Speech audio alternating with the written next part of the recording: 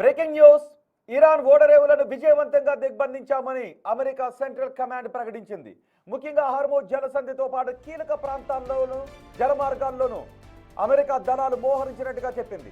Hormuz దిగ్బంధనానికి Iran పోర్టుల వద్ద దాదాపు 10,000 మంది సైనికులు, మెరైనర్లు, వైమానిక దళ సిబ్బందిని మోహరించినట్టుగా సమాచారం.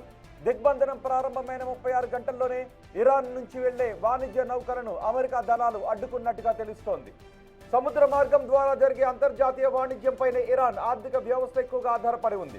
ఈ క్రమంలో ఆ దేశ నౌకలను అడ్డుకుంటే ఇరాన్ తీవ్ర ఆర్థిక ఇబ్బందులు ఎదుర్కొంటుందని అమెరికా భావిస్తోంది. యుఎస్ నావికాదళ పర్యవేక్షణలో క్షిపణులు సిద్ధంగా ఉన్నాయని, అవి ఇరాన్ పోర్టుల నుంచి బయటకు వచ్చే లోపలికి వెళ్లే నౌకలను లక్ష్యంగా చేసుకుంటాయని అమెరికా సెంట్రల్ కమాండ్ ఎక్స్ వేదికగా ప్రకటించింది. అయితే హార్మోజ్ మొత్తాన్ని కాకుండా ఇరాన్ పోర్టులను మాత్రమే అమెరికా దిగ్బంధించినట్టుగా తెలుస్తోంది. ఇదిలా ఉంటే గల్ఫ్ దేశాల నుంచి బయలుదేరి హార్మోజ్ జలసంధిని దాటేందుకు ప్రయత్నించిన రిచ్ స్టారీ అనే నౌక అమెరికా విధించిన దిగ్బంధనం కారణంగా వెనుదిరిగింది.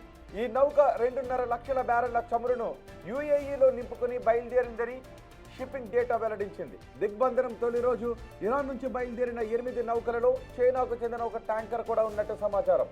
అయితే ఒమన్ గల్ఫ్లోని ఇరాన్ ఓడరేవు చబహార్ నుంచి బయలుదేరిన 2 ఆయిల్ ట్యాంకర్లను అమెరికా విధ్వంసక నౌక అడ్డుకుందని యుఎస్ అధికారులు చెప్పారు.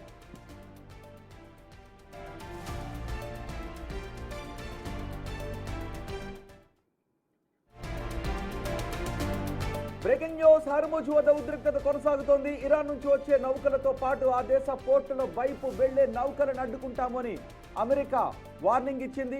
ఈ క్రమంలోనే అమెరికా సెంట్రల్ కమాండ్ హార్మోజ్లో నిరంతరం పహారా కాస్తోంది.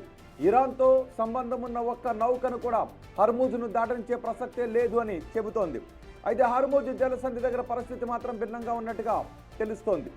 గత 24 గంటల్లో 20కి పైగా నౌకలు హార్మోజ్ను దాటినట్టుగా తెలుస్తోంది.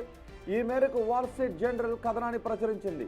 అమెరికా హార్మోజ్ దిగ్బంధనాన్ని కఠినంగా అమలు చేస్తున్నామని చెబుతున్న సమయంలో ఇన్ని నౌకలు ప్రయాణించడం అంతర్జాతీయ స్థాయిలో చర్చనీయాంశంగా మారింది.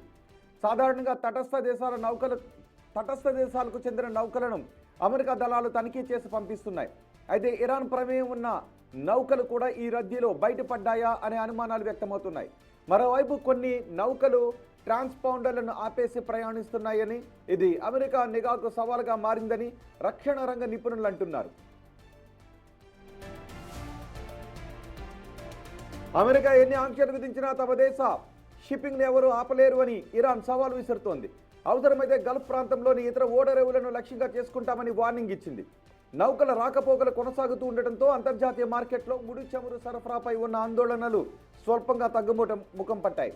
అయితే అమెరికా హెచ్చరికలు ఒకవైపు, క్షేత్రస్థాయిలో నౌకల రాకపోకలు మరొక వైపు వెరసి హార్మోజ్ జలసంధి వద్ద పరిస్థితి ఆసక్తికరంగా మారింది.